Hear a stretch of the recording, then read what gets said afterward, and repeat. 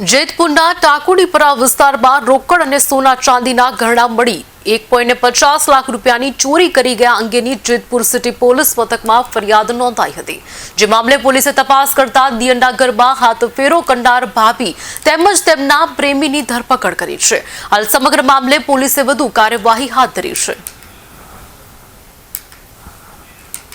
અને આરોપી છે એને પણ હસ્તગત કરવામાં આવે છે। આ ગુનાના આરોપી છે એ ફરિયાદીના સગા છે, એમના ભાભી છે અને બીજા જે સહ આરોપીમાં છે એ નૈનાબેન જે આરોપી છે એમના જે આડા રિલેશન હતા એ સાગર રમેશભાઈ સોંદરવા, તેમને પણ આ ગુનામાં ધોરણસર અટક કરવામાં આવે છે।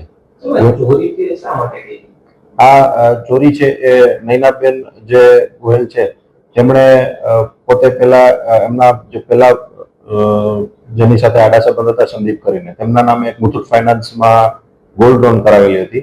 એ મુથુટ ફાઇનાન્સની ગોલ્ડ લોનના જે પૈસા છે એ પછી એમણે એમનો જે સંદીપ કરીને જે છોકરો છે એ ભરપાઈ કરી શકેલ ન હતો, એટલે એમણે સંદીપના નામમાંથી આ સાગરના નામમાં એ ટ્રાન્સફર કરેલ હતી। ત્યારબાદ એમણે પણ આ પૈસા ભરપાઈ ન કરી શકતા તેમણે આ ગુનાને અંજામ આપી અને ભરપાઈ કરવા માટે એમણે આ ચોરી કરેલાનું ફલિત થાય છે।